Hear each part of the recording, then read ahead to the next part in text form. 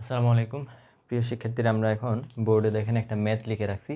Physics 2 এর জন্য entropy হচ্ছে আমাদের অত্যন্ত গুরুত্বপূর্ণ topic. Entropy related theory plus হচ্ছে এনট্রপির ম্যাথ। এনট্রপির ম্যাথগুলো পরীক্ষায় আসার জন্য খুবই জনপ্রিয়। তো এখান থেকে কিছু ম্যাথ পরীক্ষায় আসেই। সাধারণত যেসব ম্যাথ আসে যে 0 ডিগ্রি সেলসিয়াস তাপমাত্রার বাষ্প থেকে বরফ থেকে 0 ডিগ্রি সেলসিয়াস তাপমাত্রা পানিতে রূপান্তর করো, অথবা 20 ডিগ্রি থেকে 100 ডিগ্রিতে রূপান্তর করলে এনট্রপির পরিবর্তন কত হয়, বাষ্প থেকে পানিতে গেলে এনট্রপির পরিবর্তন কত হয়, ওই জিনিসগুলো তো আমরা জানি। না জানলেও সমস্যা নেই, আমি হচ্ছে ওই ক্লাসের লিঙ্ক দিয়ে দিব আপনাদেরকে, ওগুলো আপনাদের ইন্টারভিউরও পড়া আছে। এইটা একটু ব্যতিক্রমী। এখানে দেখেন 0 ডিগ্রি সেলসিয়াস তাপমাত্রার 100 গ্রাম পানির সাথে 80 ডিগ্রি সেলসিয়াস তাপমাত্রার সমপরিমাণ পানি মেশালে এনট্রপির পরিবর্তন কত, অর্থাৎ মিক্সচারের এনট্রপি জানতে চাইছে। ঠিক আছে, এখানে কিন্তু এনট্রপি হচ্ছে কয়টা, দুইটা। মিক্সচারের এনট্রপি আমাদের কাছে জানতে চাওয়া হয়েছে। অর্থাৎ কাহিনী খেয়াল করেন, এখানে হচ্ছে এই পাত্রের ভিতরে আমাদের 100 গ্রাম কত ডিগ্রির পানি আছে, 0 ডিগ্রি সেলসিয়াসের। 100 গ্রাম 0 ডিগ্রি সেলসিয়াসের পানি আছে, তার সাথে মিশানো হবে আরও সমপরিমাণ, মানে কি আবার 100 গ্রাম। সমপরিমাণ না হইলেও সমস্যা নাই, আপনি দেখে যান, নিয়ম সেম। সমপরিমাণ পানি মিশানো হয়েছে, সেটা কত ডিগ্রির, 80 ডিগ্রির। 80 ডিগ্রি সেলসিয়াসের সমপরিমাণ পানি কী করা হয়েছে, মিশানো হয়েছে। মিশাইলে কি হবে অবস্থা, সেটা আগে আমাকে বের করতে হবে, তারপরে আমি এনট্রপি হিসাব করব। তো খেয়াল করেন, এটা 80 ডিগ্রি মানে গরম পানি, এটা 0 ডিগ্রি মানে ঠান্ডা পানি। তো গরম আর ঠান্ডা যখন মিলিত হবে তখন টেম্পারেচার মাঝামাঝি কোথাও থাকবে, বুঝতে পারছেন? একটা হচ্ছে 80, একটা হচ্ছে 0। এখানে পানির পরিমাণ 100, এখানেও পানির পরিমাণ 100। এটা অঙ্ক করার আগেই ডিসাইড করে ফেলা যায় যে যেহেতু এখানে 80 আছে, এখানে 0 আছে, দুজন মিলে এভারেজ একটা টেম্পারেচারে যাবে। এভারেজ কত, 0 + 80/2 মানে 40-এ যাবে, তাই না? এটা অঙ্ক করার আগে বুঝে যাওয়া যায়, কারণ এক্ষেত্রে পানির পরিমাণ সমান।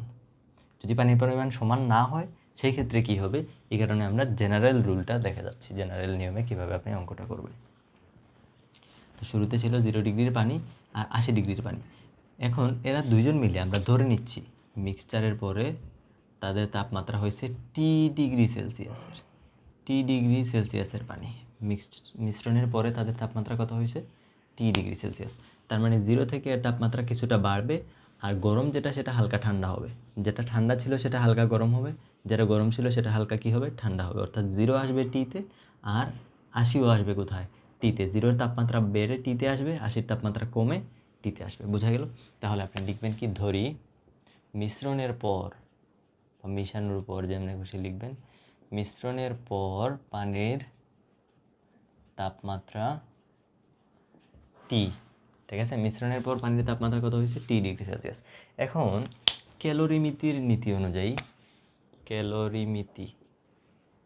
ক্যালোরিমিতির মূলনীতি অনুসারে গৃহীত তাপ ইকুয়াল টু বর্জিত তাপ। ক্যালোরিমিতির মূলনীতি হলো এটা যে একজন যতটুকু তাপ ত্যাগ করবে আরেকজন সমপরিমাণ তাপ গ্রহণ করবে। তো এখানে তাপ ত্যাগ করবে কে, দেখেন 80 ডিগ্রি সে গরম বস্তুটা তাপ ছাড়তে থাকবে, মানে লস করতে থাকবে, আর যে ঠান্ডা সে হচ্ছে হিট কী করতে থাকবে, গ্রহণ করতে থাকবে। তার মানে 0টা হচ্ছে তাপ গ্রহণ করবে আর 80টা কী করবে, তাপ ছেড়ে দিবে। এখন গৃহীত বা বর্জিত তাপের পরিমাণ হয় ms∆θ। কত হয়, ms∆θ। তাহলে আমি লিখতেছি, দেখেন গৃহীত তাপ গ্রহণ করছে কে, 0 ডিগ্রি। তাহলে লিখেন 0 ডিগ্রি সেলসিয়াসের পানি কর্তৃক গৃহীত তাপ ইকুয়াল টু, তাপ বর্জন করছে কে, তাপ ছেড়ে দিচ্ছে কে, গরম যেটা সেটা হচ্ছে কত, 80 ডিগ্রি সেলসিয়াস এর পানি কর্তৃক বর্জিত তাপ। এই লাইন আপনার পরীক্ষায় না লিখলে হবে, এটা বোঝার জন্য বলতেছি। 0টা কী করছে, পানি গ্রহণ করছে, আর 80 ডিগ্রি সেলসিয়াসেরটা তাপ কী করছে, ত্যাগ করছে। এখন গৃহীত বা বর্জিত তাপের পরিমাণ কত হয়, ms∆θ। 0 ডিগ্রির জন্য লিখতেছি ms ইন্টু ∆θ। ∆θ মানে তাপমাত্রা পার্থক্য। আগে ছিল 0, পরে হয়েছে টি, তাহলে পার্থক্য কত, বড়টা মাইনাস ছোটোটা, ইকুয়াল টু, ডান পাশেও লিখেন ms∆θ। থিটা বড়টা থেকে ছোটোটা বিয়োগ করবো। আমি বলতেছি আগে এটা গরম ছিল, তারপরে কী হয়েছে, কিছুটা তাপমাত্রা কমছে, তাহলে বড় কোনটা, 80, ছোটো কোনটা, টি। তাহলে 80 মাইনাস টি। এখন মজার বিষয় হলো, যেহেতু আমাদের বলছে সমপরিমাণ পানি, তার মানে এই এম এর মান যা, এই এম এর মানও তা। যদি সমপরিমাণ না বলতো তখন আমি এই এম এর ভিতরে বসাইতাম 0 ডিগ্রির 100, আর এখানে যদি 100 না বলে 500 বলতো, তাহলে এই এম এর ভ্যালু বসতো কত, 500। বুঝতে পারছেন? যেহেতু সমান, এই কারণে আমি এই পাশের এম এই পাশের এম কাটা দিতে পারি। যেহেতু পানি, তাহলে এই পাশের এস এই পাশের এস কাটা চলে যাবে।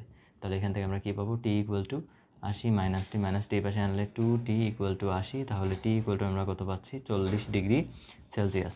তার মানে মিশ্রণের তাপমাত্রা কত পাইছি আমরা 40 ডিগ্রি সেলসিয়াস। আমাদের অর্ধেক কাজ হয়ে গেছে। এখন হচ্ছে আমরা জাস্ট 0 থেকে 40-এ আসার জন্য এন্ট্রপির পরিবর্তন কত সেটা বের করব, আর 80 থেকে 40-এ আসার জন্য এন্ট্রপির পরিবর্তন কত সেটা বের করব। দুইটা কী করে দিব, যোগ করে দিব, কাজ শেষ।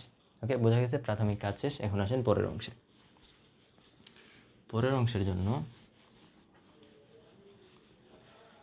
অংশের জন্য দেখেন 0 ডিগ্রি সেলসিয়াস হতে 40 ডিগ্রি সেলসিয়াসে উন্নীত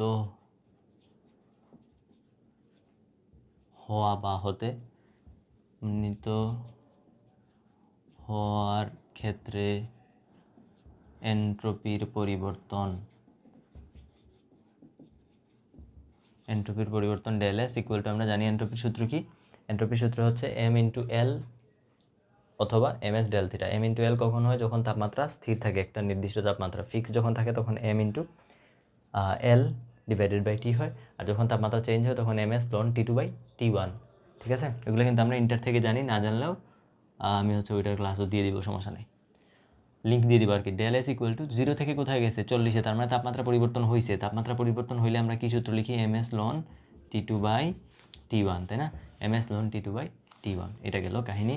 এখন এম এর মান আমরা বসাই দিই। এম এর মান হচ্ছে 100 গ্রাম মানে 0.1, এস এর মান হচ্ছে 4200 পানির জন্য, লন টি টু শেষ তাপমাত্রা কত হয়েছে 40, এটা অবশ্যই কেলভিনে নিতে হবে। তার মানে 273 প্লাস 40 ডিভাইডেড বাই আগে ছিল 0, 273। ঠিক আছে, তাহলে এখান থেকে আমরা ডেল এস 1 পেয়ে গেলাম।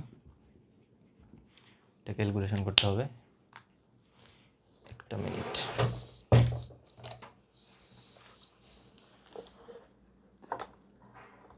ক্যালকুলেটর তো নাই, এটা কিছু একটা আসবে, এটার একক হবে জুল পার কেলভিন, এটার একক হবে কি জুল পার কেলভিন। এখন আসেন পরের অংশের জন্য। এখান থেকে ধরেন এক্স আসছে, এক্স জুল পার কেলভিন। পরের অংশ ক্যালকুলেশন করে নেবেন এটা। তারপরে পরের অংশ কি, 80 ডিগ্রির পানি 40-এ আসছে, তাই না? তাহলে 80 ডিগ্রি সেলসিয়াসের পানি 40 ডিগ্রি সেলসিয়াসে আসতে এন্ট্রপির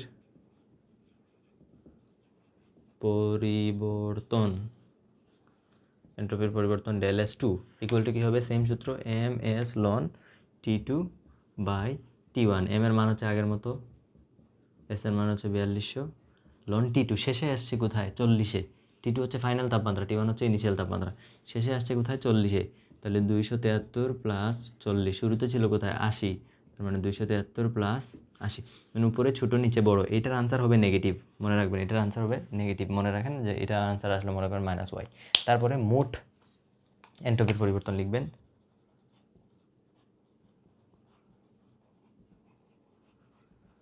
মোট এন্ট্রপির পরিবর্তন ইকুয়াল টু কী হবে, এই দুইটা জাস্ট যোগ করে দিতে হবে, del S 1 plus del S 2 equal to X minus Y, এটা হবে আমাদের আনসার। বুঝতে পারছেন? আমি স্পেসিফিক বলি, আপনারা প্যাচ লাগাই দিবেন। এক্সের মান মনে করেন যে আসছে এখান থেকে 15, কত আসছে 15 জুল পার কেলভিন। আর এইখানে ওয়াইয়ের মান আসছে মনে করেন যে -3, ওয়াইয়ের মান কত আসছে -3, ধরে নিচ্ছি আমি -3। তাহলে আপনি লিখবেন কি, এখানে এসে মোট এন্ট্রপির পরিবর্তন del S 1 plus del S 2 equal to লিখবেন 15 -3 ইকুয়াল টু 15 থেকে 3 গেলে হচ্ছে 12 জুল পার কেলভিন। বুঝতে পারছেন? ক্যালকুলেশনটা নিজে করে নেবেন, আমার হাতে এখন ক্যালকুলেটর নাই, এই কারণে আমি করতে পারতেছি না। ওকে, এটা কিন্তু -3 না, আপনারা আবার পরে পেজ লাগাইবেন।